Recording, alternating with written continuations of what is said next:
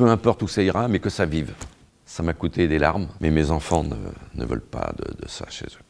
Et il faut de la place. Moi, il y a là, c'est un placement de 4 voitures que ça me prenait, tout ça. Alors, c'est une collection que j'ai commencée il y a 50 ans par une première tenue italienne, par l'intermédiaire d'une de mes cousines qui était italienne et qui se prénommait France. Ma collection a vraiment démarré 2 ans après le premier, là, avec cet uniforme-là qui est l'Autriche. J'ai rencontré un pompier autrichien qui portait cette tenue-là, mais il n'a pas pu me la donner, il en avait qu'une. Mais on est reparti, et vers minuit et demi, il est venu avec ce paquet, et il m'a embrassé en me disant « Papa ». Donc j'ai compris que c'était la tenue de son père. Et 8 ans après, il m'a renvoyé, j'ai reçu un colis, et il m'a envoyé sa tenue.